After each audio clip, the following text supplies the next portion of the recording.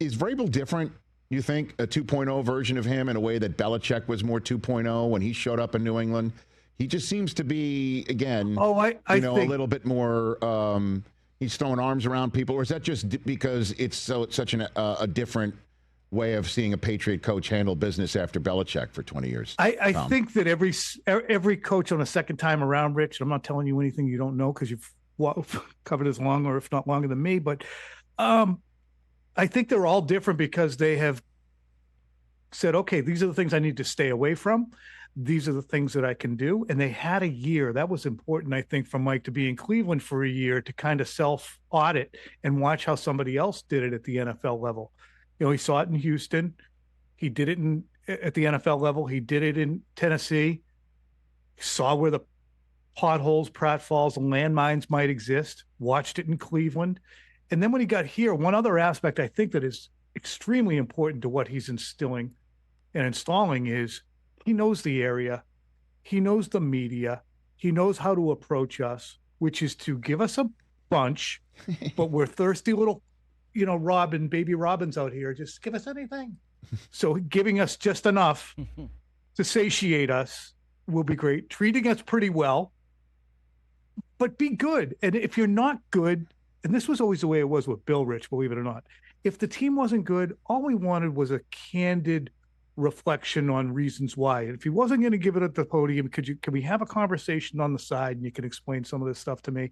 And he didn't do that in the last few years. It was just, I don't need them. And that's okay. It's the media. I'm not trying to oversell us, but yes. I think Mike's comfort level coming in here with a variety of things, fan base, ownership, media, the way he wanted to message, and having a very strict plan has all helped him a lot. So if you want to hit three things, I cannot talk for 4 minutes about the next two. Well, then let's talk about Drake Maye. Give me your favorite story you've heard about him this year that can potentially encapsulate his ascension, his professionalism, his otherworldly ability to throw a deep ball or say that ball to Kyle Williams that he threw for a touchdown against Tampa. What story have you heard that can potentially shed some light, Tom? I can only give anecdotally what I observed was last year a guy who actually performed poorly at the ends of games, put the ball into harm's way. He came into training camp. He didn't throw a pick for like 160 passes. I mentioned it. I mentioned it to him. He immediately went out and threw a pick to begin an inter-squad stadium scrimmage and to end it. Then he goes out in the first preseason game and he has a moronic strip sack fumble on the first drop back. Then he comes into the Raiders game in the opener and he gets picked down the middle of the field when they have the lead at the beginning of the second half. Then he plays good against Miami, goes to Pittsburgh. They turn it over 5 times. He was again befuddled. And then it's gone. All of it. The stupidity, the lack of poise, him being too amped up at the beginning of games.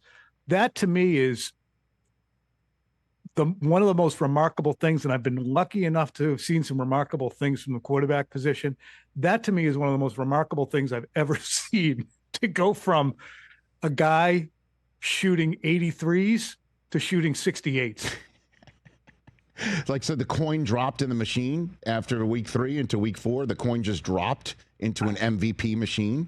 Tom, it's really? It's unbelievable. It really is. Look at the downfield throws. Look at the yards per attempt. Look at the guys he's throwing to. Not to besmirch.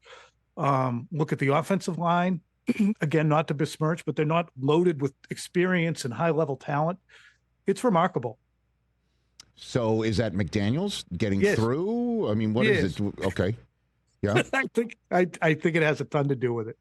And it's, again, not to besmirch Alex Van Pelt, who did diagnose a lot of the fundamental problems that May had at North Carolina and stripped it back down to 0 and started to fix them so that, his privates were not pointing completely down the field on every throw. Stay a little bit closed and then open up, I think, was one big thing. Because when he was opening up, he was dropping down and he was losing a lot of accuracy. And again, that's from watching Brady, how long he would stay closed on his throws and how much he would just make it hip oriented.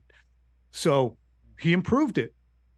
But McDaniels, I think, met him more than halfway across the aisle to say, all right, well, You're not like Jimmy Garoppolo or Jacoby Brissett or even Tom Brady.